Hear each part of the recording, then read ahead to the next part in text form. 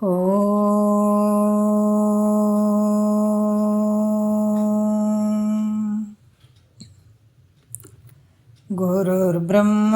ಗುರುರ್ವಿಷ್ಣು ಗುರುರ್ದೇವೋ ಮಹೇಶ್ವರಃ ಗುರು ಸಾಕ್ಷಾತ್ ಪರಬ್ರಹ್ಮ ತಸ್ಮೈ ಶ್ರೀ ಗುರವೇ ನಮಃ. ಧ್ಯಾನ ಮೂಲ ಗುರುಮೂರ್ತಿ ಪೂಜ್ಯ ಮೂಲ ಗುರುಪಾದ ಮಂತ್ರ ಮೂಲ ಗುರುವಾಕ್ಯ ಮುಕ್ತಿ ಮೂಲ ಗುರುಕೃಪಃ. ಶ್ರೋತ್ರಿಯ ಬ್ರಹ್ಮನಿಷ್ಠ ಸದ್ಗುರು ಬಸವಾನಂದರ ಪಾದಕಮಲಗಳಿಗೂ ಹಾಗೂ ಅವರ ಪ್ರತಿರೂಪಂಥ ನಿಜಗುಣಪ್ಪನವರ ಪಾದಕಮಲಗಳಿಗೂ ನನ್ನ ದೀರ್ಘದಂಡ ಪ್ರಣಾಮಗಳನ್ನು ಸಲ್ಲಿಸುತ್ತಾ, ಸದ್ಗುರು ಮಾರ್ತಾಂಡ ಸಾಬಾಯಿ ಸದ್ಗುರುಗಳ ಪಾದಕಮಲಗಳಿಗೂ ಹಾಗೂ ರಾಯಪ್ಪ ಸದ್ಗುರುಗಳ ಪಾದಕಮಲಗಳಿಗೂ ನನ್ನ ದೀರ್ಘದಂಡ ಪ್ರಣಾಮಗಳನ್ನು ಸಲ್ಲಿಸುತ್ತಾ, ಗುರು ಸ್ವರೂಪರಾದಂಥ ನನ್ನ ಪತಿದೇವರಿಗೂ ಕೂಡ ನನ್ನ ದೀರ್ಘದಂಡ ಪ್ರಣಾಮಗಳನ್ನು ಸಲ್ಲಿಸುತ್ತಾ, ತಮ್ಮೆಲ್ಲರಿಗೂ ವಂದಿಸುತ್ತಾ ಇವತ್ತಿನ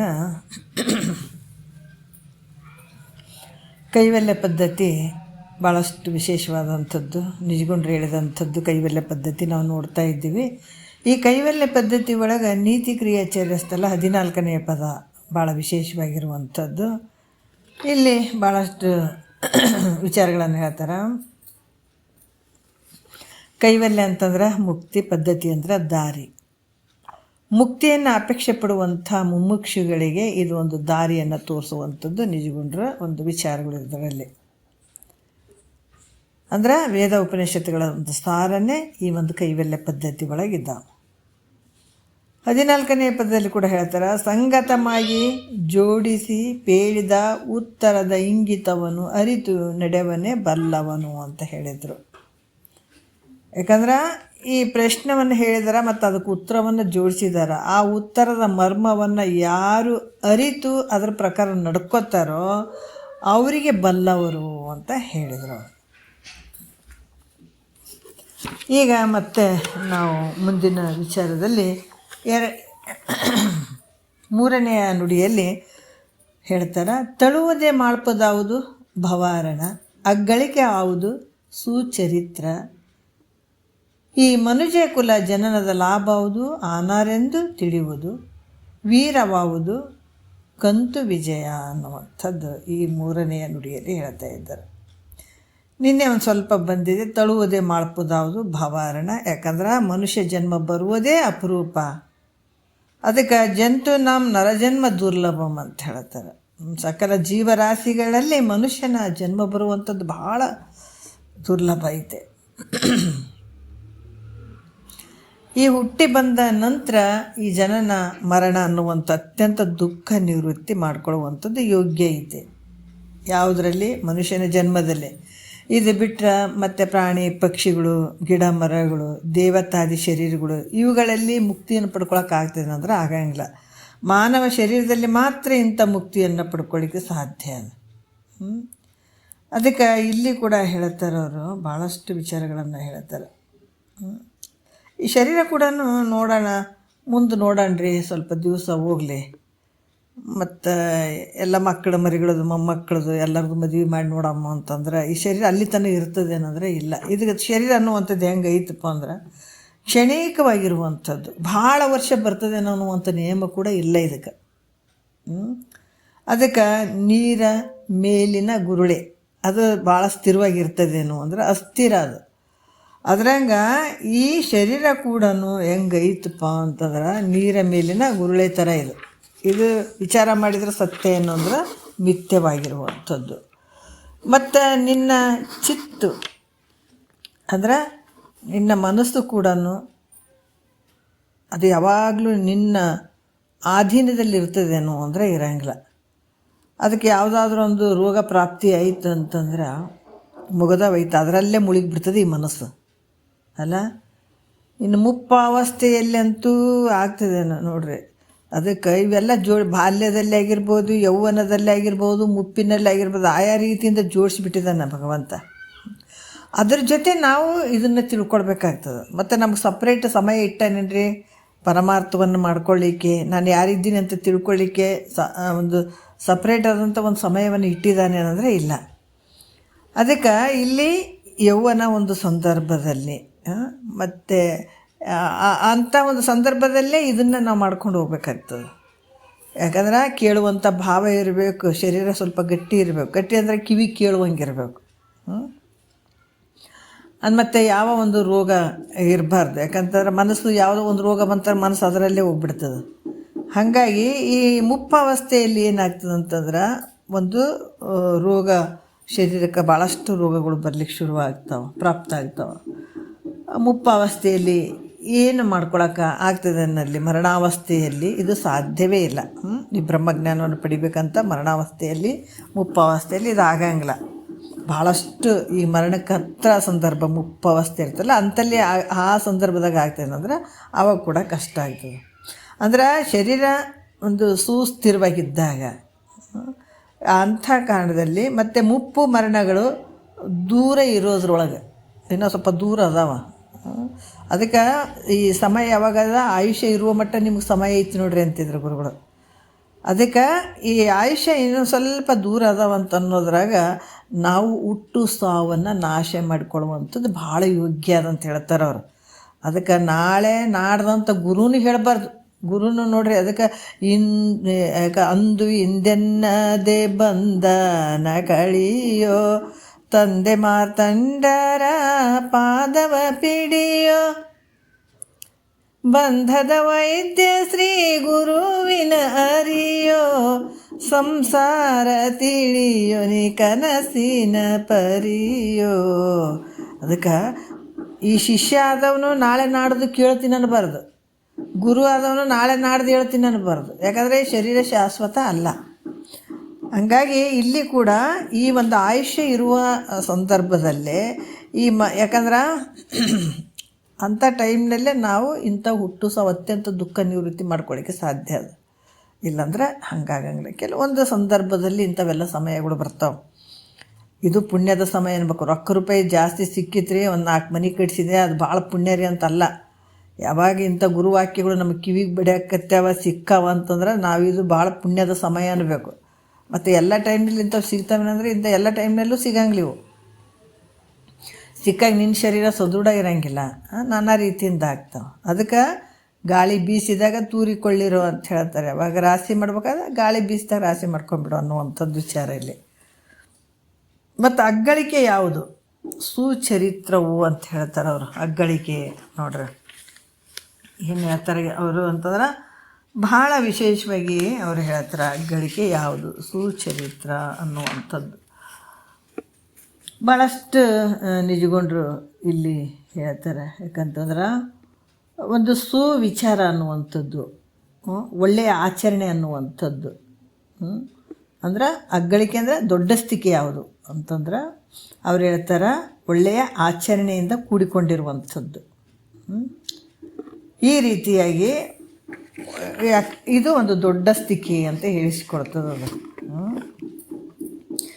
ಇಲ್ಲಿ ಯಾವುದು ಅಂತಂದ್ರೆ ಮನುಷ್ಯ ಜಗತ್ತಿನಲ್ಲಿ ಹುಟ್ಟಿ ಬಂದಿದ್ದಾನಂತಂದ್ರೂ ಕೂಡ ಒಂದು ಧರ್ಮ ಯುಕ್ತವಾಗಿ ನಡೆಯುವಂಥದ್ದು, ಒಂದು ಧರ್ಮ ಕೀರ್ತಿ ಅಂತ ನಾವು ಸಂಪಾದನೆ ಮಾಡ್ಕೊಳ್ಬೇಕಾಗ್ತದೆ. ಧರ್ಮ ಒಂದು ಕೀರ್ತಿ ಅನ್ನುವಂಥದ್ದು. ಅದಕ್ಕೆ ಇವೆರಡೇ ಸತ್ಯ ಇರುವಂಥದ್ದು. ನಾವು ಹೇಳ್ತೀವಲ್ಲ, ಬಂದೇನು ಪ್ರಾರಬ್ಧ ತೊಗೊಂಡು ಬಂದೀವಿ ಬುತ್ತಿ, ಅದನ್ನು ಉಣ್ಬೇಕು, ಒಳ್ಳೆಯದನ್ನು ಕಟ್ಕೊಂಡು ಹೋಗ್ಬೇಕು. ನಾವು ಮುಕ್ತನ ಆಗಲಿಲ್ಲ ಅಂತಂದ್ರೂ ಕೂಡ ಕಟ್ಕೊಂಡು ಹೋಗೋಕ್ಕೆ ಚಾನ್ಸ್ ಅದಾವೆ. ನಾವು ಏನೇನು ಕಟ್ಕೊಂಡು ಹೋಗ್ತೀವಿ ಬುತ್ತಿ ಕಟ್ಕೊಂಡಾಗ ಹೋಗ್ಬೇಕಿಲ್ಲಿ. ಎಂಥ ಬುತ್ತಿ ಪಾಪ ಪುಣ್ಯ ಅನ್ನುವಂಥ ಮತ್ತು ಕಟ್ಕೊಂಡಾಗ ಹೋಗ್ತೀವಿ ಹೋದಿಲ್ಲ. ನಾವು ಯಾವಾಗ ಗುರು ಮುಖಾಂತರ ಕೇಳಿಲ್ಲ ಅಂದರೆ ಎಲ್ಲಷ್ಟು ಗೋಳೆ ಮಾಡ್ಕೊಂಡು ಮನಸ್ಸಿನಲ್ಲಿ ಕಟ್ಕೊಂಡು ಸೂಕ್ಷ್ಮ ಶರೀರ ಒತ್ಕೊಂಡು ಹೋಗ್ಬಿಡ್ತದೆ, ಹೌದಲ್ಲ. ಅದಕ್ಕೆ ಇಲ್ಲಿ ಕೂಡ ಅವ್ರು ಹೇಳ್ತಾರ ಮನುಷ್ಯನ ಒಂದು ದೊಡ್ಡ ಸ್ಥಿತಿ ಯಾವುದಂದ್ರೆ ಸುಚರಿತ್ರವು, ಒಳ್ಳೆಯ ಆಚರಣೆ ಅನ್ನುವಂಥದ್ದು. ಮನುಷ್ಯ ಜಗತ್ತಿನಲ್ಲಿ ಹುಟ್ಟಿ ಬಂದ ಮೇಲೆ ಧರ್ಮ ಕೀರ್ತಿಯನ್ನು ಸಂಪಾದಿಸಲೇಬೇಕು ಅಂತ ಹೇಳ್ತಾರೆ. ಸಂಪಾದಿಸಬೇಕು. ಯಾಕಂದರೆ ಇದು ಅವಕಾಶ ಅದ, ಯಾವುದು ಒಳ್ಳೆಯದು ಯಾವುದು ಕೆಟ್ಟದ್ದು ಅಂತ ತಿಳಿಯುವಂಥದ್ದು ಮನುಷ್ಯನಿಗೆ ಅವಕಾಶ ಐತೆ. ಅದನ್ನು ನೋಡಿಕೊಂಡು ಆತ ಸಂಪಾದನೆ ಮಾಡ್ಕೊಳ್ಬೇಕಾಗ್ತದೆ.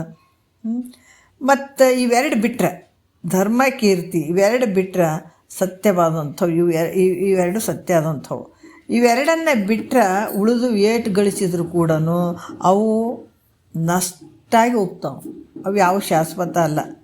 ಧರ್ಮ ಕೀರ್ತಿ ಇವೆರಡನ್ನು ಬಿಟ್ಟು ನೀನು ಎಷ್ಟರ ಗಳಿಸು, ಅವೆಲ್ಲ ನಾಶ ಆಗಿ ಹೋಗುವಂಥದ್ದು. ನೀವು ಈಗ ನೋಡ್ತೀವಿ ನೋಡ್ರಿ, ಭೂಮಿ ಒಳಗೆ ಉದುಗಿಸಿಟ್ಟಂಥ ಒಂದು ಬಂಗಾರದ ಭಾಂಡೆ ಸಿಗುವಂಥದ್ದು, ತಂಬಿಗೆ ಸಿಗುವಂಥದ್ದು. ಹಿಂದೆ ನಮ್ಮ ಹಿರಿಯರು ಭಾಳಷ್ಟು ಪ್ರಯತ್ನಪಟ್ಟು ಅದನ್ನು ಉದುಗಿಸಿಟ್ಟಿದ್ದಾರಪ್ಪ ನೆಲದಲ್ಲಿ. ಯಾಕಂತಂದ್ರೆ ಅವು ಏನಾದರೂ ಮತ್ತು ಅವು ಸರಿದು ಬರ್ತವೆ, ನಿಮ್ಮ ಹಿರಿಯವ್ರು ಹಿಂಗೆ ಇಟ್ಟಾರ ಮಾಡ್ಯಾರ ಅಂತೇಳಿಬಿಟ್ಟು ಎಲ್ಲಿ ಅವರು ಉದುಗಿಸಿಟ್ಟಿರ್ತಾರೆ ಅಲ್ಲೇ ಇರ್ತಾವೆ. ಮತ್ತು ನೀ ಕಟ್ಟಿದಂಥ ಮನೆ, ನೀ ಏನು ಇಟ್ಟಿರ್ತಿದ್ದೆ ಅವು ಅಲ್ಲೇ ಇರ್ತಾವೆ. ಅದರಿಂದ ನಿನಗೇನೈತೆ? ಏನೂ ಇಲ್ಲ. ಅದಕ್ಕೆ ನೀ ಕಟ್ಟಿದಂಥ ಮನೆ ಆಗಿರ್ಬೋದು, ಏನಾದರೂ ಈ ಕುದುರೆ ಮತ್ತು ಆನೆಗಳು ಇವೆಲ್ಲವು ಯಾವ ಒಂದು ಇದರಲ್ಲಿ ಕಟ್ಟಿರ್ತಿದೋ ಅಲ್ಲೇ ಉಳಿತಾವೆ. ನೀವು ಹೋಗುವಂಥ ಕಾಲಕ್ಕೆ ಅವು ನಿನ್ನ ಸಂಗಡ ಏನಾರು ಬರ್ತಾವನು. ರೊಕ್ಕ ಭಾಳ ಗಳಿಸ್ತಿದ್ದಿ, ಅರೆ ದೊಡ್ಡ ಮನೆ ಕಟ್ಸಿದ್ವಿ, ಕೋಟಿಗಟ್ಟಲೆ ಮನೆ ಕಟ್ಸ್ತಿದ್ದಿ, ಕೊನೆಯ ಕಾಲದಲ್ಲಿ ನಿನಗೆ ಒಳಗೆ ಇಡಂಗಿಲ್ಲ, ಹೊರಗೆ ಹಾಕಿಬಿಡ್ತಾರೆ ನಿನಗೆ. ಹೌದಲ್ಲ? ಮತ್ತು ಅದು ಮನೆ ಕಟ್ಸಿದ್ಯಪ್ಪ ಇಷ್ಟು ಕಷ್ಟಪಟ್ಟು, ನಾನು ನಿನ್ನ ಜೊತೆ ಬರ್ತೀನಿ ಅಂತದೇನೋ. ಆಲ್ಮೇಲೆ ರೊಕ್ಕ ರೂಪಾಯಿ ಬಂಗಾರ ಎಲ್ಲ ಮಾಡಿರ್ತಿದ್ವಿ, ಒಬ್ರಿಗೆ ಟಾಟ ಗೀಟ ಅಂತ ಅನ್ನೋಕ್ಕೂ ಆಗ್ಲಾರ್ದು ಹೊಂಟು ಬಿಡ್ತಿದ್ವಿ. ಅವೇನಾದ್ರೂ ನಿನ್ನ ಜೊತೆ ಬರ್ತಾವೇನಪ್ಪ? ಏನಿಲ್ಲ, ಅವು ಯಾವ ಬರಂಗಿಲ್ಲ. ಅದಕ್ಕೆ ಸತಿ ಪುತ್ರರೆನ್ನವರೆಂದು ನೆಚ್ಚಿರುವೆ, ಮರಣ ಕಾಲದಿ ನಿನ್ನ ಹಿಂದೆ ಬಹರೆ, ಇರುವ ದ್ರವ್ಯವೆಲ್ಲವನ್ನು ಕೊಟ್ಟು ಕಳಿಸುವರೆ, ಯಮಪುರದ ಬಾಧೆಯನ್ನು ಬಂದು ಬಿಡಿಸಿ ಕೊಂಬುವರೆ ಅಂತ ಹೇಳ್ತಾರೆ. ಸತಿಪುತ್ರರೆನ್ನವರೆಂದು ನೆಚ್ಚಿರುವೆ, ನನ್ನ ಮನೆ ಐತೆ, ನನ್ನ ಹೆಂಡತಿ ಅದಳ, ನನ್ನ ಮಕ್ಕಳದವ. ಬರೀ ಹೆಂಡತಿ ಅಂದಲ್ಲ, ಹೆಂಡತಿ ಗಂಡಿಗೆ ನೆಚ್ಚೋದು, ಗಂಡ ಹೆಂಡತಿಗೆ ನೆಚ್ಚೋದು. ಹೌದಾ? ಈ ಒಂದು ಭಾವದಲ್ಲೇ ಇರ್ತಿದೆ. ಎಲ್ಲರೂ ನನ್ನವರಂತ ಅಂದ್ಕೊಂಡಿರ್ತಿದ್ದಿ, ರೊಕ್ಕ ರೂಪಾಯಿ ಎಲ್ಲ ಗಳಿಸ್ತಿದ್ದಿ, ಎಲ್ಲವನ್ನ ಬಿಟ್ಟು ದುಡ್ಡೇ ಸಂಪತ್ತೇ ಶಾಶ್ವತ ಐತೆ, ಅದೇ ಸತ್ಯ ಐತೆ ಅಂತ ನೀನೇನು ಗಳಿಸಿಡ್ತಿದ್ದಿ. ಅವು ಮರಣ ಕಾಲದಿ ನಿನ್ನೆ ಹಿಂದೆ ಬಹರೆ, ಇವರೆಲ್ಲ ಬರ್ತಾರೆ ನಿನ್ನಿಂದ, ಇವರೆಲ್ಲರೂ ಅಂದರೆ ಇರೋಂಗಿಲ್ಲ. ಅದಕ್ಕೆ ಯಮಪುರದ ಬಾಧೆಯನ್ನು ಬಂದು ಬಿಡಿಸಿಕೊಂಬುವರೆ ಅಂತ ಹೇಳ್ತಾರೆ. ಯಮಪುರದಲ್ಲಿ ದೊಡ್ಡ ಕಷ್ಟ ಐತಲ್ಲ ಯಮಪುರ. ಆ ಕಷ್ಟ ನಮ್ಮಪ್ಪ ನನಗಾಗಿ ರೊಕ್ಕ ಗಳಿಸಿಟ್ಟ, ನಮ್ಮವ್ವ ನನಗಾಗಿ ಮಾಡಿಟ್ಟಾಳಂತ ಏನಾದರೂ ಇವ್ರು ಬಂದು ಆ ಬಾಧೆ ಏನಾದರೂ ಬಿಡಿಸ್ತಾರೇನೋ ಅಂದರೆ ಬಿಡಿಸಂಗಿಲ್ಲಪ್ಪ. ಅದಕ್ಕೆ ನೀ ಇಷ್ಟು ರೊಕ್ಕ ಗಳಿಸಿಟ್ಟಿದ್ದೆ ಆಲ್ಮರ್ಯಾಗ, ನಾವು ಬರ್ತೀವಿ ನಿನ್ನ ಜೊತೆ ಅಂತ ರೊಕ್ಕಗಳು ಏನಾರು ಅಂತಾವೇನು? ಕುದುರೆ ಆನೆ ಎಲ್ಲ ಕಟ್ಟಿ ಸಾಕಿರ್ತಿದ್ದೆ, ಅವು ನಿನ್ನ ಜೊತೆ ಬರ್ತೀವಿ ಅಂತ ಅಂತಾವೇನು? ಇನ್ನೊಂದ್ಸಲ ಹೇಳ್ರಿ ಇದು ಯಾವುದು? ಈಗ ಯಮಪುರ ಬಾಧೆ ಅಂತಾರೆ, ಏನು ಹೇಳಿದ್ರಿ ಶ್ಲೋಕ್ರಿ? ಸತಿ ಪುತ್ರರೆನ್ನವರೆಂದು ನೆಚ್ಚಿರುವೆ, ಮರಣ ಕಾಲದಿ ನಿನ್ನ ಹಿಂದೆ ಬಹರೆ, ಇರುವ ದ್ರವ್ಯವೆಲ್ಲವನ್ನು ಕೊಟ್ಟು ಕಳಿಸುವರೆ, ಯಮಪುರದ ಬಾಧೆಯನ್ನು ಬಂದು ಬಿಡಿಸಿಕೊಂಬುವರೆ ಅಂತ ಸರ್ಪಭೂಷಣರು ಒಂದು ಪದದಲ್ಲಿ ಹೇಳ್ತಾರೆ. ಇದು ಅದಕ್ಕೆ ಸತಿ ಪುತ್ರರು ಎನ್ನವರೆಂದು ನೆಚ್ಚಿರುವೆ, ನೀನು ಇಲ್ಲಿ ಭಾಳ ಮೋಸ ಹೋಗಿದೆಪ್ಪ, ಎಲ್ಲ ನಾಶಿಯಾಗಿ ಹೋಗುವಂಥದ್ದು ನಾನು ಅಂತ ನೆಚ್ಚಿದೆಯಲ್ಲ, ಇದು ಎಂಥ ಅಜ್ಞಾನಪ್ಪ ನಿಂದು. ಅದಕ್ಕೆ ಯಾವುದು ಇದು ನಿಂದಲ್ಲೋ, ಇದು ನಿಂದಲ್ಲ, ಇದು ಎಲ್ಲ ನಾಶಿಯಾಗಿ ಹೋಗುವಂಥದ್ದು. ಯಾರು ನಿನ್ನ ಜೊತೆ ಬರೋಂಗಿಲ್ಲ. ಅದಕ್ಕೆ ಮುಂದೆ ಇವ್ರೇನಾದ್ರೂ ಮುಂದೆ ಅಲ್ಲಿ ಬಂದು ಹಲೋ ಅಮ್ಮೋರೆ ಸತಿ ಪುತ್ರರು ಇಲ್ಲ, ಇದು ಇಲ್ಲ, ಕ್ಲಾಸ್ ಮುಗಿದ ಮೇಲೆ ಇದ್ರ ಬಗ್ಗೆ ನೀವು ಏನು ಬೇಕೋ ಅದು ನಾನು ಹೇಳ್ತೀನಿ. ಅದು ಅದ್ರಾಗ ಐತೆ. ನೀವು ನಾನು ಆಮೇಲೆ ಬೇಕಾದ್ರೆ ಯಾರಾದ್ರೂ ಹೇಳ್ತಾರೆ, ಸಿದ್ಧಲಿಂಗಗಾರ ಕೇಳ್ರಿ, ವಿಠ್ಠಲ್ ಗುರುಗಳಿಗನ್ನೇ ಕೇಳ್ರಿ, ಅವ್ರು ಹೇಳ್ತಾರೆ ನಿಮ್ಗೆ ಯಾವ ಪದ ಅಂತ ಹೇಳ್ಬಿಟ್ಟು. ಅದಕ್ಕೆ ಈ ರೀತಿಯಾಗಿ ಸತಿಪುತ್ರರು ಎನ್ನವರೆಂದು ನೆಚ್ಚಿರುವೆ, ಮರಣ ಕಾಲದಿ ನಿನ್ನ ಹಿಂದೆ ಬಹರೆ, ಅವ್ರು ಬಂದು ಅಪ್ಪ ಹೊಡಿಬೇಡಪ್ಪ ಯಮಧರ್ಮ, ಅಲ್ಲಿ ಯಮನ ಒಂದು ಏನು ಬರ್ತಾರಲ್ಲ ದೂತರು ಬರ್ತಾರೆ, ಯಮದೂತರು ಬರ್ತಾರೆ. ಬಂದಾಗ ಅವ್ರು ಒದ್ದು ಹೇಳ್ಕೊಂಡು ಹೋಗಾಗ ನನಗಾಗಿ ನಮ್ಮ ಅಪ್ಪ ಮಾಡಿದಾನ, ನನಗಾಗಿ ನಮ್ಮ ಅವ್ವ ಮಾಡ್ಯಾಳಂತ ಅವ್ರು ಏನಾರ ಬಂದು ನೀನು ಬಿಡಿಸ್ಕೋತಾರೇನಪ್ಪ. ಅದಕ್ಕೆ ಅದನ್ನೆಲ್ಲ ನೆಚ್ಚಬೇಡ, ಅವೆಲ್ಲ ನಾಶಾಗಿ ಹೋಗುವಂಥದ್ದನ್ನೇ ನೆಚ್ಕೊಂಡು ಕುಂತಿಯಲ್ಲೋ. ಇದು ಒಂದು ಜನ್ಮ ಅಲ್ಲ, ಜನ್ಮ ಜನ್ಮಾಂತರ ಹಿಂಗೆ ಬಂದವನಿದು, ಈಗ ಮಾನವ ಶರೀರ ಬಂದದ, ಮತ್ತು ಅದಕ್ಕಾಗಿ ಹಿಂಗೆ ಇಟ್ಕೋತೀಯನಂತ ನಿಜಗೊಂಡ್ರೆ ಒಂದು ಮಾತು ಭಾಳ ಚಂದ ಹೇಳುತ್ತೆ. ಎಂಥ ನಿಜಗೊಂಡ್ರ ಮಾತುಗಳು ನೋಡ್ರಿ, ಒಂದೊಂದು ಆ ಬೆಲೆ ಕಟ್ಟಕ್ಕೆ ಆಗದೇ ಇರುವಂಥ ಶಬ್ದಗಳ್ರಿ ಅವು. ನಿಜಗೊಂಡ್ರೆ ಆ ಶಬ್ದದಲ್ಲಿ ಅಷ್ಟು ತಾಕತ್ತು ಐತ್ರಿ, ಶಕ್ತಿ ಐತೆ ಅದ್ರ, ಭಾಳ ಶಕ್ತಿ ಐತೆ ಅದರಲ್ಲಿ ನೋಡ್ರಿ. ಅದಕ್ಕೆ ಅವ್ರು ಹೇಳ್ತಾರ ಭಾಳಷ್ಟು ವಿಚಾರಗಳತ್ತ. ಅನಿಮಿತ್ತ ಅರಿಗಳೆನಿಪ ಇವು ಏನು ಹೇಳ್ತಾರೆ ಅವರು, ಭಾಳ ಅದ್ಭುತವಾದಂತ ಹೇಳ್ತಾರೆ. ಅನೇಕ ದೇಹವನ್ನು ಕೊಟ್ಕೊಂತ ಬಂತಿ. ಅನಿಮಿತ್ತ ಅರಿಗಳೆನಿಪ ದೇಹಾದಿಗಳಿಗೆ ತನು ಅನೇಕವನ್ನು ಕೊಟ್ಟು ಬಹುಭವಂಗಳಲ್ಲಿ ನಿನಗೊಂದು ದೇಹವನ್ನು ಕೊಟ್ಟು ತಪವಂತು ಘನಶಂಭುಲಿಂಗವಾಗಿರಲೊಲ್ಲೆ ಮನುಜ ಅಂತ ಹೇಳ್ತಾರೆ. ಅದಕ್ಕೆ ಇದು ಶರೀರ ಹೆಂಗೈತಪ್ಪ ಅಂತಂದ್ರೆ ಅನಿಮಿತ್ತ ಅರಿಗಳೆನಿಪ ಕಾಮಾದಿಗಳಿಗೆ ತನು ಅನೇಕವನ್ನು ಕೊಟ್ಟೆ ಬಹುಭವಂಗಳಲ್ಲಿ. ನೋಡ್ರಿ, ಅನಿಮಿತ್ತ ಅರಿಗಳೆನಿಪ ಕಾಮಾದಿಗಳಿಗಾಗಿ ತನು ಅನೇಕವನ್ನು ಕೊಟ್ಟೆ ಭವಭವಂಗಳಲ್ಲಿ ನಿನಗೊಂದು ದೇಹವನ್ನು ಕೊಟ್ಟು ತಪವಂತು ಘನಶಂಭುಲಿಂಗವಾಗಿರಲು ಒಲ್ಲೆ ಮನುಜ ಅಂತಂದ್ರೆ ಎಷ್ಟು ಅದ್ಭುತವಾಗಿ ಹೇಳುತ್ತಾರೆ. ಅನಿಮಿತ್ತ ಅರಿಗಳೆನಿಪ ಕಾಮಾದಿಗಳಿಗಾಗಿ, ಕಾಮಕ್ಕೆ ಒಂದು ಜನ್ಮ ಕೊಟ್ಟು, ಕ್ರೋಧಕ್ಕೊಂದು ಜನ್ಮ ಕೊಟ್ಟು, ಲೋಭಕ್ಕೊಂದು ಜನ್ಮ ಕೊಟ್ಟು, ಮೋಹಕ್ಕೊಂದು ಜನ್ಮ ಕೊಟ್ಟು, ಎಲ್ಲದಕ್ಕೊಂದೊಂದು ಜನ್ಮಗಳನ್ನು ಕೊಟ್ಕೊಂಡು ಬಂದಿಯಲ್ಲ.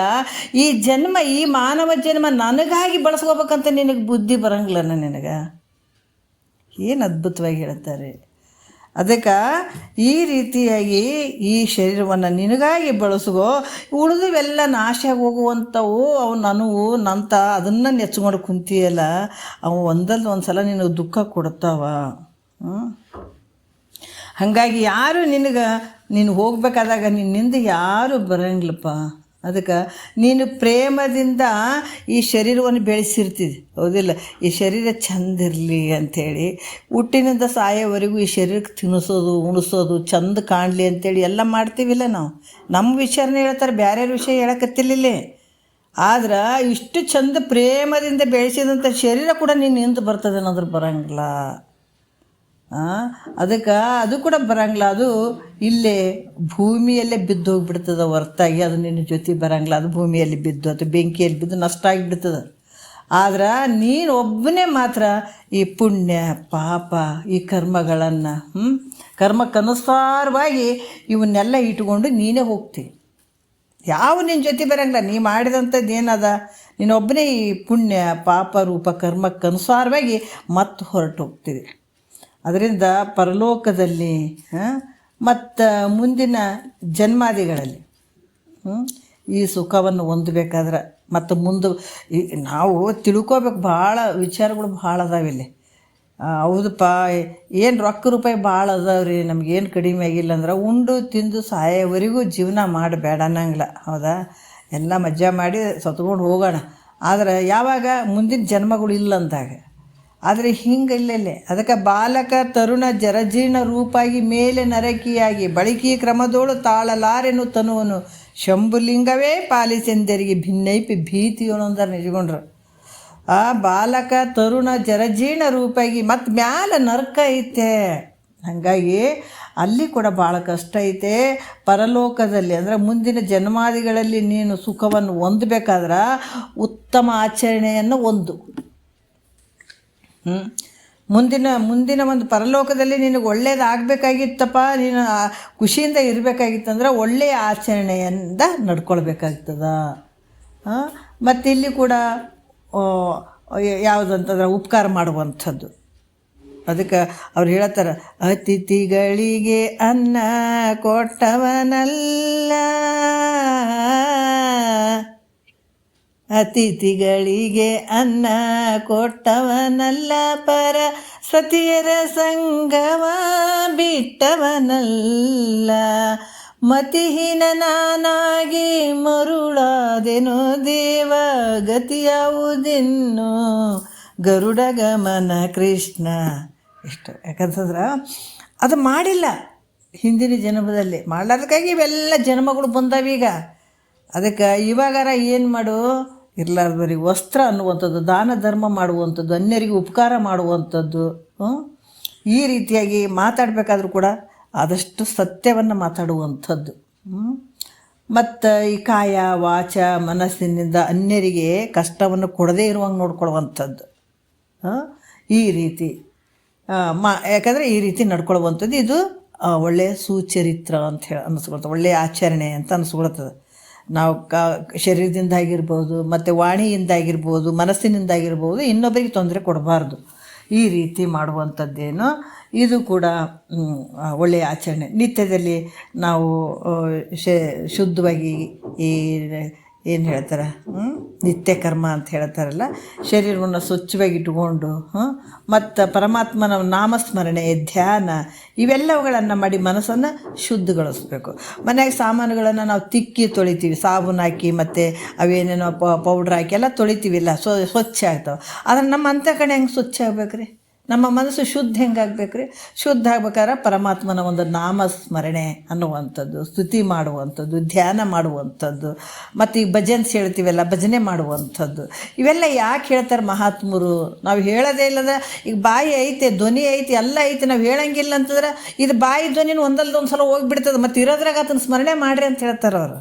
ಈ ಬಾಯಿ ಬಂದದಲ್ಲ, ಮತ್ತು ನಾಮ ಹೇಳ್ರಿ, ಭಗವಂತನ ಒಂದು ಆತನ ವಾಕ್ಯಗಳನ್ನು ನುಡಿರಿ. ಯಾಕಂದರೆ ಈ ಬಾಯಿ ಕೂಡ ಯಾವತ್ತೂ ಇರುವಂಥದ್ದಲ್ಲ, ಅದನ್ನು ಯಾವಾಗೋ ಒಂದು ಸಲ ಮಿಥ್ಯಾಗಿ ಹೋಗ್ತದೆ. ಅದು ಕೂಡ ಮಾತಾಡೋದು ಇವೆಲ್ಲ ಲಿಮಿಟೆಡ್ ಇವೆಲ್ಲ. ಅದಕ್ಕೆ ಇದ್ದ ಕಾಲದಾಗ ಅದನ್ನು ಸಾರ್ಥಕ ಮಾಡ್ಕೊಳ್ರಿ. ಈ ರೀತಿ ಮಾಡೋದ್ರಿಂದ ಏನು ನಮಗೆ ಲಾಭ ಅದ ಅಂದ್ರೆ ನಮ್ಮ ಅಂತಃಕರಣ ಮನಸ್ಸು ಶುದ್ಧ ಆಗ್ತದೆ. ಪರಮಾತ್ಮ ಏನು ಹೊರಗಡೆ ಬಾಹ್ಯದಲ್ಲಿ ಎಲ್ಲ ಸಾಮಾನುಗಳು ತಂದು ಹಾಕಿದಾಗ ಆತ ಇಷ್ಟಪಡ್ತಾನೇನೋ, ಕೃಪೆ ಮಾಡ್ತಾನೇನೋ ಅಂದ್ರೆ ಅಲ್ಲ. ಯಾವಾಗ ಇಂಥ ಒಂದು ಪರಮಾತ್ಮನ ಸ್ಮರಣೆ ಮಾಡುವಂಥದ್ದು, ಸ್ತುತಿ ಮಾಡುವಂಥದ್ದು, ಭಜನೆ ಮಾಡುವಂಥದ್ದು, ಇವೆಲ್ಲ ಸ್ತೋತ್ರ ಇವೆಲ್ಲ ಮಾಡ್ತಾ ಹೋದಾಗ ಏನಾಗ್ತಂದ್ರೆ ನಮ್ಮ ಮನಸ್ಸು ಶುದ್ಧ ಆಗ್ತದೆ.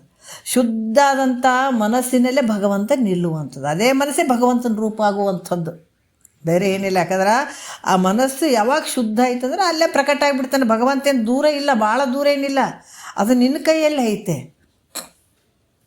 ಈ ರೀತಿಯಾಗಿ ಮನಸ್ಸು ಶುದ್ಧಗೊಳಿಸ್ಕೊಂಡು ಆಮೇಲೆ ಈ ಶುದ್ಧ ಆಯಿತು ಅಂತಂದಾಗ ಅವಾಗ ಸಜ್ಜನರ ಸಂಘ ಮಾಡುವಂಥದ್ದು, ಮತ್ತು ಸತ್ಶಾಸ್ತ್ರಗಳ ಶ್ರವಣ ಮಾಡುವಂಥದ್ದು, ಸತ್ತು ಚಿತ್ತು ನಿತ್ಯಾನಂದ ಪರಿಪೂರ್ಣವಾಗಿರುವಂಥದ್ದು ಅದನ್ನು ತಿಳ್ಕೊಳ್ಳುವಂಥದ್ದು.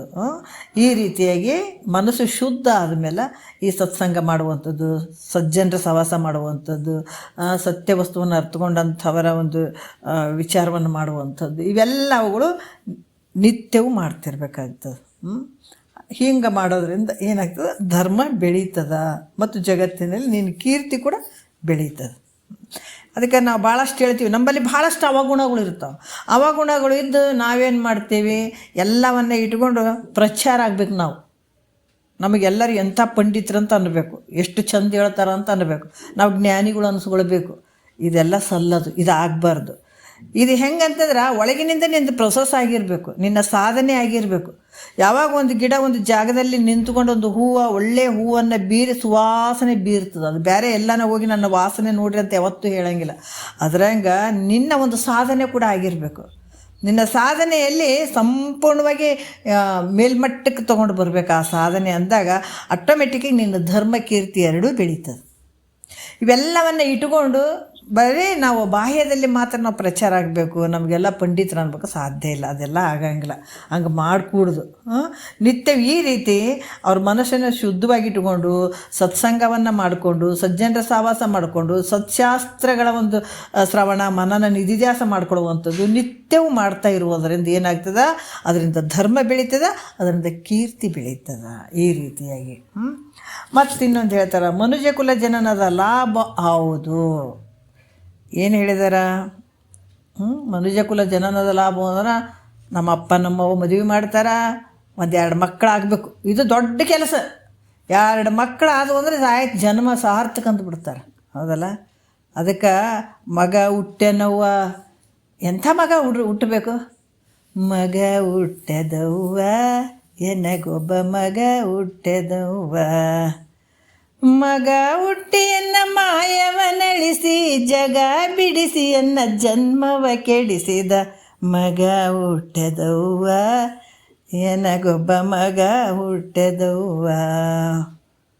ನೋಡಿ, ನೋವ ತಿಂಗಳವ್ವ, ಮೈಯೆಲ್ಲ ನೋವ ತಿಂದೆನವ್ವ, ದೇಹಕ್ಕೆ ಹತ್ತದೆ ಮಾಯಕ್ಕೆ ನಿಲುಕದ ಮೋಸಗಾರನವ್ವ, ಎನಗೊಬ್ಬ ಮಗ ಹುಟ್ಟೆದವ್ವ. ನೋಡಿ, ಎಂಥ ಮಗ ಇರ್ಬೇಕ, ಇಂಥ ಮಗ. ಲೌಕಿಕದಲ್ಲಿ ತೊಗೊಂಡ್ಬಿಡ್ತಾರೆ, ಮಗ ಹುಟ್ಟಿದ್ರೆ ಮುಕ್ತಿ ಆಗ್ತದೆ, ಮಗ ಹುಟ್ಟಿದ್ರೆ ಚಲೋ ಅಂತ. ಆ ಮಗ ಅಲ್ಲ, ಈ ಜ್ಞಾನದ ಮಗ ಅನ್ನುವಂಥದ್ದು. ಈ ಮಗನ ಹೇಳಿದಾರೆ ಲೌಕಿಕದಲ್ಲಿ 2 ಮಕ್ಕಳು ತಂದೆ ತಾಯಿ ಮದುವೆ ಮಾಡಿದ್ರೆ 2 ಮಕ್ಕಳದು ಮುಗಿದು ಐತಿ, ಜೀವನ ಸಾರ್ಥಕ ಐತ್ರಿ ಅಂತ ಹೇಳುವಂಥದ್ದು. ಭಾಳಷ್ಟು ಭಾಳಷ್ಟು ಅದು ಅದು ದೊಡ್ಡ ಲಾಭ ಅಂದ್ಕೊಂಡ್ಬಿಡ್ತಾರೆ. ಅದು ಅಲ್ಲ, ಮಹಾತ್ಮರು ಇದಕ್ಕೆ ಒಪ್ಪಂಗಿಲ್ಲ, ತತ್ ಅಂತಾರೆ ಅವ್ರು. ಅದಕ್ಕೆ ಅಜ್ಞಾನಿನೇ ಬೆನ್ನು ಚಪ್ಪರಿಸ್ತಾನೆ, ಮಹಾತ್ಮರು ಯಾರು ಬೆನ್ನು ಚಪ್ಪರಿಸಂಗಿಲ್ಲ. ಅದಕ್ಕೆ ಮಹಾತ್ಮರು ಹೇಳ್ತಾರೆ, ಶಾಂತ ರಸದೊಂದು ಬಣ್ಣಿಸುವ ವರ್ತನವನ್ನ ಅಂತ ಹೇಳ್ತಾರೆ. ಮಹಾತ್ಮರು ಹೌದು ಅನ್ಬೇಕು. ಜೀವನ ನಾವು ಹೆಂಗೆ ಮಾಡ್ಬೇಕಾದ್ರೆ ಒಬ್ಬ ಮಹಾತ್ಮ ಏನು ಒಳ್ಳೆ ಜೀವನ ಮಾಡ್ತಾ ಇದ್ದಾನ ಅಂತನ್ನುವಂಥದ್ರಲ್ಲಿ ಹಂಗೆ ಜೀವನ ಮಾಡಬೇಕು. ಆ ರೀತಿಯಾಗಿ ಇಲ್ಲಿ ಕೂಡ ಭಾಳಷ್ಟು ಅದ್ಭುತವಾಗಿ ಹೇಳ್ತಾರೆ ಅವರು. ಇಲ್ಲಿ ಎಂಥ ಒಂದು ಮಗ, ಭಾಳಷ್ಟು ಅದ್ಭುತವಾಗಿ ಅಂಥ ಒಂದು ಜ್ಞಾನದ ಮಗ ಇರಬೇಕಾಗ್ತದೆ ಅನ್ನುವಂಥದ್ದನ್ನು ಹೇಳ್ತಾರೆ. ಅದಕ್ಕೆ ಮನುಜ ಹುಟ್ಟಿ ಬಂದದಕ್ಕೆ ಲಾಭ ಯಾವುದು ಅಂತಂದಾಗ ಆನಾರೆಂದು ವಿಚಾರಿಸ್ಬೋದು. ನಾನು ಯಾರು ಇದ್ದೀನಿ ಅಂತ ತಿಳ್ಕೊಳ್ಳುವಂಥದ್ದು ಭಾಳ ಮುಖ್ಯ ಆಗ್ತದೆ. ಮೂಲ ಸ್ವರೂಪನೇ ನೋಡ್ರಿ, ನಾನು ಯಾರು ಇದ್ದೀನಿ ಅಂತ ತಿಳಿಯುವಂಥದ್ದು. ಹುಟ್ಟಿದ ಮೇಲೆ ಉದ್ದಕ್ಕೆ ಬೆಳೆದು ಸತ್ತು ಹೋಗ್ಬಾರ್ದು. ಗಿಡ ಮರ ಹುಟ್ಟಿ ಹೆಂಗೆ ಬಿದ್ದು ಹೋಗ್ತಾವ ಅದ್ರಂಗೆ ಮನುಷ್ಯ ಹುಟ್ಟಿ ಬರೀ ಹುಂಡು ತಿಂದು ಸಾಯೋದಲ್ಲ. ಯಾಕಂದ್ರೆ ಈಗ ಅರಣ್ಯದಾಗ ಗಿಡಗಳು ಭಾಳಷ್ಟು ಬೆಳೆದಿರ್ತಾವೆ, ಅವು ಉದ್ದಕ್ಕೆ ಬೆಳಿತಾವ, ಅಲ್ಲೇ ನಿಂತಿರ್ತಾವೆ, ಕೊನೆಗೆ ಅಲ್ಲೇ ಬಿದ್ಕೊಂಡು ಸತ್ಕೊಂಡು ಹೋಗ್ಬಿಡ್ತಾವಲ್ಲ. ಈ ರೀತಿಯಾಗಿ ಮನುಷ್ಯ ಕೂಡ ಹುಟ್ಟಿ ಉದ್ದಕ್ಕೆ ಬೆಳೆದು 4 ಮಕ್ಕಳನ್ನು ಹಡೆದು ಕಡೆಗೆ ಸತ್ತು ಹೋಗುವಂಥದ್ದಾಗ್ತದೆ. ಅದಕ್ಕೆ ಗಿಡಕ್ಕೆ, ಅರಣ್ಯದಲ್ಲಿ ಬೆಳೆಯುವಂಥ ಗಿಡಕ್ಕೆ ಮನುಷ್ಯನಿಗೆ ಯಾವ ವ್ಯತ್ಯಾಸ ಇಲ್ಲ. ಈ ರೀತಿ ಬೆಳೆದಂಥ ಮನುಷ್ಯನಿಗೆ ಯಾವ ಭೇದವೂ ಇಲ್ಲ. ಅವನು ಒಂದು ಬೀಜಗಳನ್ನು ಮಾಡ್ತಾವ, ಒಂದು 4 ಗಿಡಗಳನ್ನು ಹುಟ್ಟಿಸ್ತಾವ, ಅವು ಸಾಯ್ತಾವ. ಇದನ್ನು ಒಂದು ಮಕ್ಕಳನ್ನು ಹಡಿತಾನೆ ಮತ್ತು ಸತ್ಕೊಂಡು ಹೋಗ್ಬಿಡ್ತಾನೆ. ಇದಕ್ಕೆ ವ್ಯತ್ಯಾಸ ಇಲ್ಲ. ಬರೀ ಉಂಡು ತಿಂದು ಉದ್ದಕ್ಕೆ ಬೆಳೆದು ಸತ್ತು ಹೋಗೋದಂಥ ಜೀವನ ಆಗ್ತದೆ ಅನ್ನೋದ್ರೆ ಅದಾಗಂಗಿಲ್ಲ. ಹಂಗಾಗಿ ಇಲ್ಲಿ ಕೂಡ ಹೇಳ್ತಾರೆ, ಇನ್ನು ಮನುಷ್ಯ ಬೇಕಾದಷ್ಟು ಹೊಲ ಮನೆ ಇವೆಲ್ಲಗಳನ್ನು ಗಳಿಸ್ಬೋದು, ಮತ್ತು ಆನೆ ಕುದುರೆಗಳನ್ನು ಕೂಡ ಕಟ್ಟಬಹುದು, ಭಾಳಷ್ಟು ರಾಜಂತರ ಮೆರಿಬಹುದು. ಅದಕ್ಕೆ ಇಲ್ಲಿ ಕೂಡ ಸದ್ಗುಣಿ ಮತ್ತು ದಾನಿ ಮಹಾಪುರುಷನಂತ ಜನರ ಕಡೆಯಿಂದ ಹೊಗಳಿಸ್ಕೊಳ್ಬೋದು. ಆದ್ರೆ ಇಷ್ಟೆಲ್ಲ ಇದ್ದು ತನ್ನ ವಿಚಾರವನ್ನು ನೋಡ್ರಿ ಎಲ್ಲ ಮಾಡ್ಬೋದು. ದೊಡ್ಡ ಮನೆ ಕಟ್ಬೋದು, ರಾಜನಂಗ ಮೆರೆದಾಡ್ಬೋದು, ದೊಡ್ಡ ಮಿನಿಸ್ಟ್ರ್ ಆಗ್ಬೋದು, ಅಧಿಕಾರಿ ಆಗಿರ್ಬೋದು, ಎಲ್ಲವೂ ಆಗಿರ್ಬೋದು. ಮತ್ತು ನಾ ಸದ್ಗುಣಿ ಇದೀನಂತ ಅನಿಸ್ಕೊಳ್ಬೋದು, ಎಂಥ ದಾನಿ ಅದನ್ರಿ ಅಂತ ಅನಿಸ್ಕೊಳ್ಬೋದು. ಮಹಾಪುರುಷನ ಎಷ್ಟು ಜನರಿಂದ ಹೊಗಳಿಸ್ಕೊಳ್ಬೋದು. ಆದ್ರೆ ಇಷ್ಟೆಲ್ಲ ಇದ್ದು ತನ್ನ ವಿಚಾರವನ್ನು ತಾನು ಮಾಡಿ, ತನ್ನ ವಿಚಾರವನ್ನು ಮಾಡದೆ ತಾನಾರಂತ ತಿಳಿದೇ ಇದ್ದರೆ ಅದೆಲ್ಲ ವ್ಯರ್ಥ. ಏನೇನು ರಾಜನಂಗೆ ಮೆರೆದ್ರೇನು, ಅಧಿಕಾರಿ ಹಿಂಗೆ ಮೆರೆದ್ರೇನು, ಏನು ಮಾಡಿದರೂ ಕೂಡ ವ್ಯರ್ಥ. ಯಾಕೆ ಅಂದರೆ ತನ್ನನ್ನು ತಾನು ಅರಿತುಕೊಳ್ಳದೇ ಇದ್ದಾಗ, ತಾನು ಯಾರಂತೂ ತಿಳ್ಕೊಳ್ಳದೇ ಇದ್ದಾಗ ಎಲ್ಲ ವ್ಯರ್ಥ ನೋಡ್ರಿ, ಎಲ್ಲ ವ್ಯರ್ಥ. ಏನು ಮಾಡಿದರೂ ವ್ಯರ್ಥನೇ.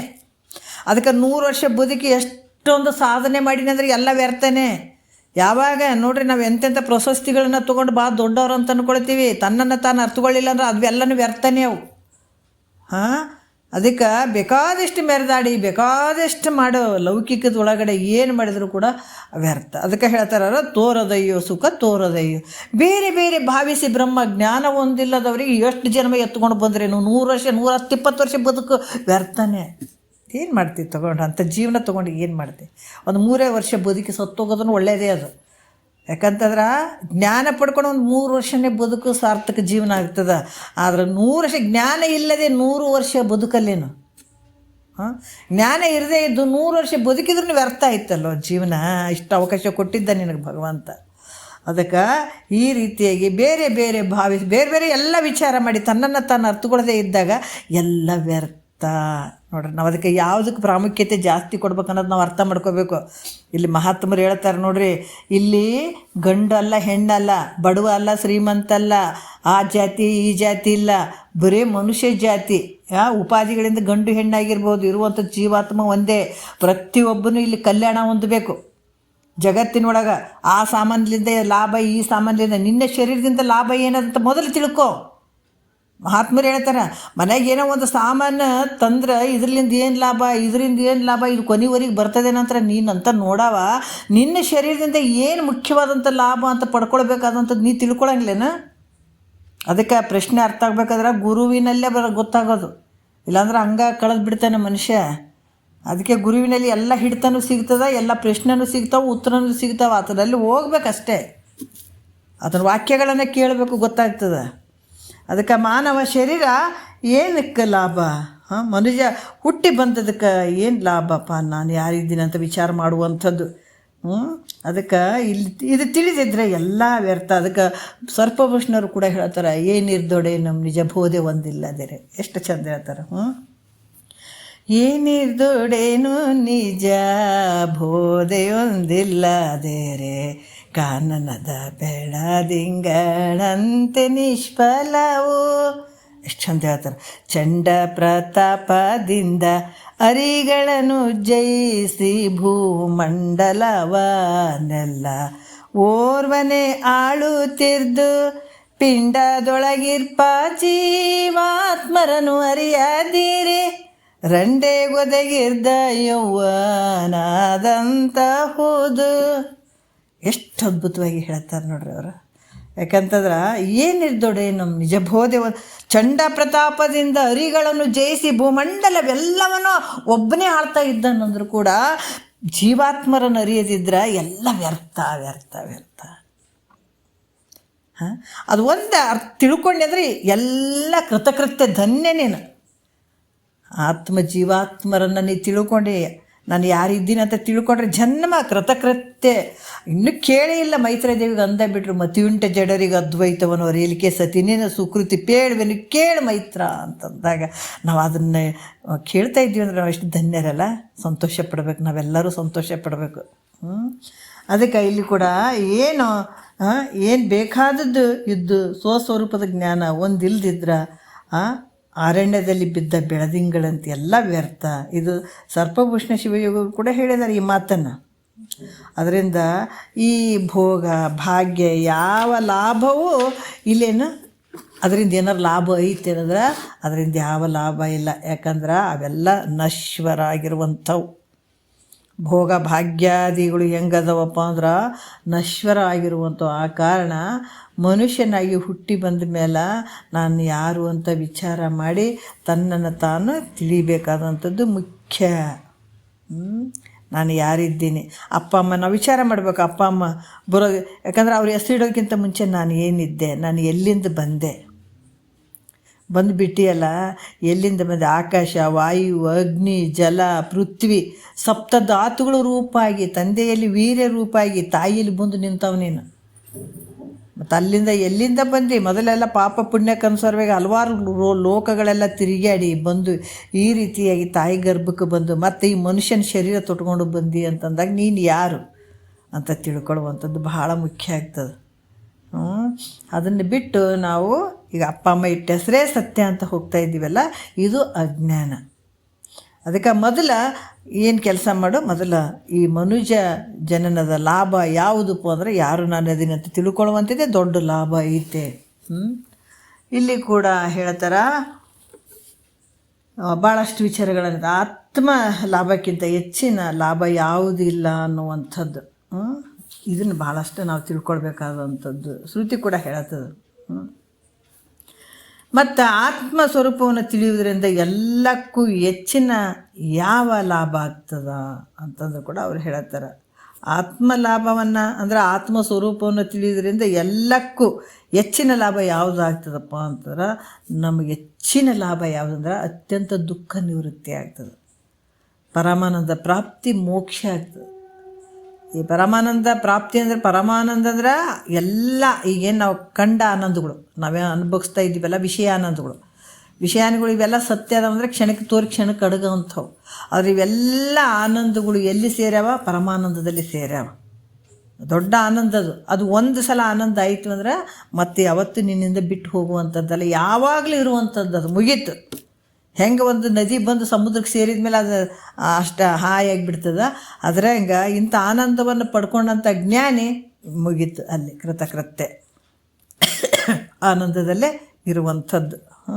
ಹಾಗಾಗಿ ಈ ರೀತಿ ಎಲ್ಲಕ್ಕಿಂತ ಲಾಭ ಯಾವುದಂದ್ರೆ ದುಃಖ ನಿವೃತ್ತಿ. ಅಂದರೆ ಜನನ ಮರಣ, ಹುಟ್ಟುವಂಥದ್ದು, ಸಾಯುವಂಥದ್ದು ಯಾರಿಗೆ ಬೇಕಾಗಿದ್ರಿ? ಇದು ನಾವು ತಿಳ್ಕೊಂಡು ನಾವು ಚಂದ ನೀವು ಚಂದ ಅಂತ ತಿಳ್ಕೊಂಡೀವಿ. ಆದರೆ ಈ ಶರೀರ ಒತ್ಕೊಂಡು ತಿರುಗಾಡೋದು ತಿಳಿದಂಥ ಜ್ಞಾನಿಗೆ ಗೊತ್ತಾಗ್ತದೆ. ಇದು ಪನಿಷ್ಮೆಂಟ್. ಇದು ಶರೀರ ಒತ್ಕೊಂಡು ತಿರುಗಾಡೋದು ಪರಮಾತ್ಮ ಸುಮ್ಮನೆ ಬಿಟ್ಟಿಲ್ಲ. ಈ ಶರೀರವನ್ನು ಒತ್ಕೊಂಡು ತಿರುಗಾಡಕ್ಕೆ ಹಚ್ಚೇನ ಯಾವುದಕ್ಕೆ? ನಮ್ಮ ಕರ್ಮಕ್ಕೆ ಅನುಸಾರವಾಗಿ. ನಾವು ಇದನ್ನು ಶರೀರವನ್ನು ಭಾಳ ಅಂದ ಚಂದ ಅಂದ್ಕೊಂಡು ಇದಕ್ಕೆ ಚಂದ ಮಾಡ್ಕೊತ ತಿರುಗಾಡಕತ್ತೀವಿ. ನಾವು ಚಂದ, ನೀವು ಚಂದ, ನೀವು ಚಂದ, ನಾವು ಚಂದ. ಅದರ ಕೊನೆವರೆಗೆ ಎಷ್ಟು ಕಷ್ಟ ಐತಿ ಶರೀರ ಒತ್ಕೊಂಡು ತಿರುಗಾಡುವಂಥದ್ದು. ಅದಕ್ಕೆ ಇದರಿಂದ ಬಿಡುಗಡೆ ಆಗಬೇಕಾಗಿತ್ತು ಅಂದ್ರೆ ಈ ಮನುಷ್ಯನ ಶರೀರ ನಾವು ಇದರಿಂದ ಲಾಭ ತೊಗೊಳ್ಬೇಕಾದಂಥದ್ದು ಯಾವುದು, ನಾನು ಯಾರಿದ್ದೀನಿ ಅಂತ. ಇಂಥವನ್ನು ತಿಳ್ಕೊಳ್ಬೇಕಾದ್ರೆ ಮನುಷ್ಯನ ಶರೀರ ಬಿಟ್ಟು ಬೇರೆ ಯಾವ ಶರೀರಕ್ಕೆ ಇದು ಆಗಂಗಿಲ್ಲ. ಹಾಗಾಗಿ ಇಲ್ಲಿ ಕೂಡ ಏನು ಹೇಳ್ತಾರೆ, ಅತ್ಯಂತ ದುಃಖ ನಿವೃತ್ತಿ ಪರಮಾನಂದದ ಪ್ರಾಪ್ತಿ ರೂಪ ಅನ್ನುವಂಥದ್ದು ಮೋಕ್ಷ ಪ್ರಾಪ್ತಿ ಆಗ್ತಿದ್ರಿಂದ ಇಂಥ ಪರಮ ಪ್ರಯೋಜನವಾದಂಥ ಜ್ಞಾನ ಪ್ರಾಪ್ತಿ ಮಾಡಿಕೊಳ್ಳುವಂಥದ್ದನ್ನು ಬಿಟ್ಟು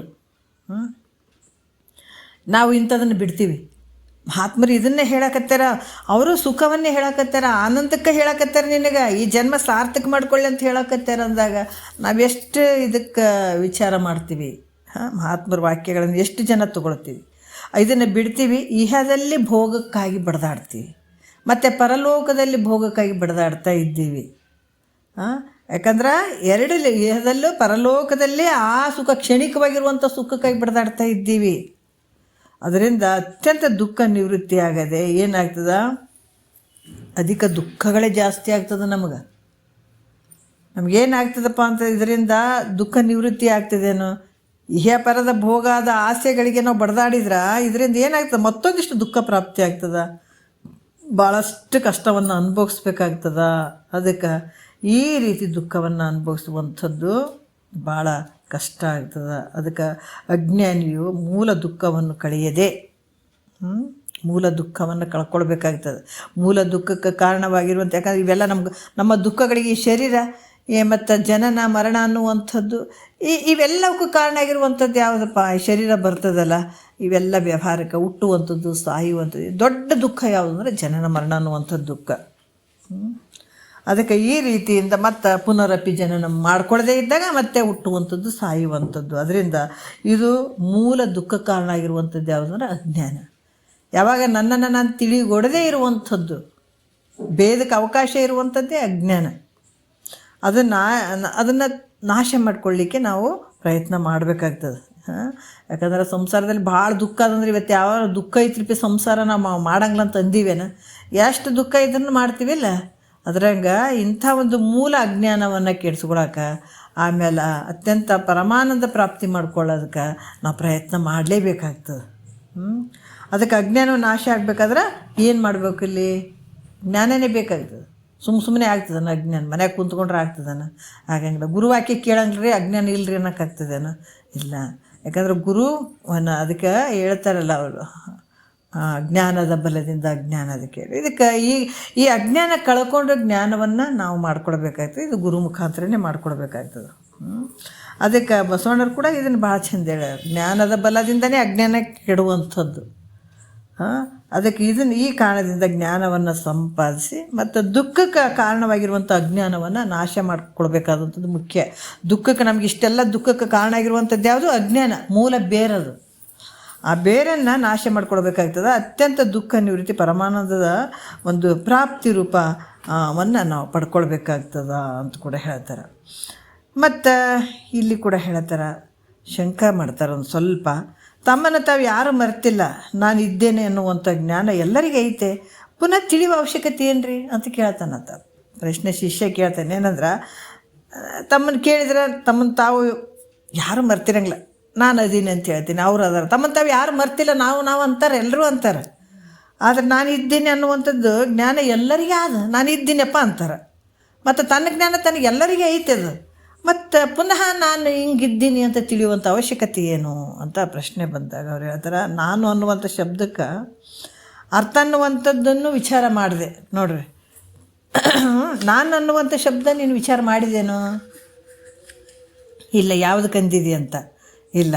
ಅದಕ್ಕೆ ಈ ಶರೀರ ತಾನಲ್ಲದೇ ಇರುವಂಥ ಈ ಶರೀರ, ನೀನಿದೆ ಶರೀರ ಅಂದ್ರೆ ಅಲ್ಲ. ಇರದೇ ಇರುವಂಥ ಶರೀರವನ್ನು ನಾನಂತ ತಿಳ್ಕೊಂಡು ನೀನು ಹೋಗಕತ್ತಿದೆ, ಹೌದಿಲ್ಲ.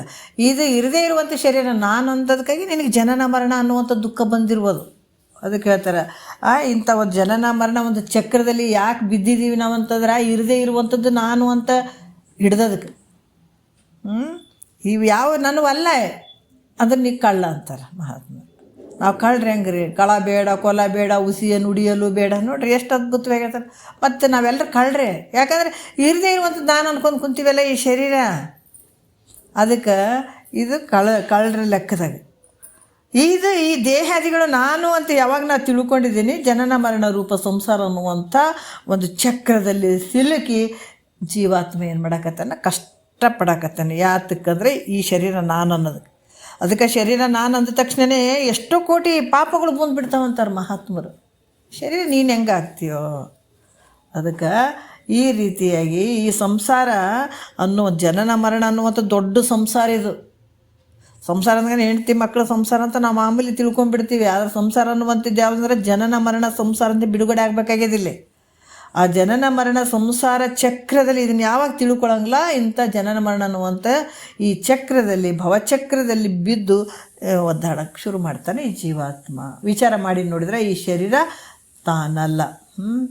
ಅದಕ್ಕೆ ಇಲ್ಲಿ ಹೇಳ್ತಾರ, ತೋರುವ ತನವಿದು ತಾನಲ್ಲವೆಂತೇನೆ, ತೋರುವ ಘಟಪಟಾದಿಗಳಂತೆ ಅಂತ ಹೇಳ್ತಾರೆ.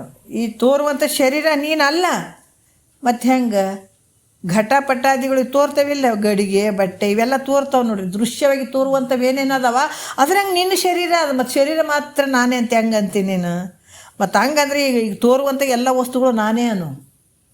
ಶರೀರ ನಾನಂತೇನು ನಂಬ್ಕೊಂಡು ಕೂಡ್ತೀಯಲ್ಲ, ತೋರುವಂಥ ಶರೀರ ನಾನೇ ಅಂತ ಅನ್ನೋದಾದ್ರೆ ತೋರುವಂಥ ದೃಶ್ಯ ಏನೇನೋ ಸಾಮಾನುಗಳು ಕಾಣ್ತಾವೆ ಎಲ್ಲ ನಾನೇ ಅನ್ಬೇಕಾಗ್ತದೆ ನೀನು.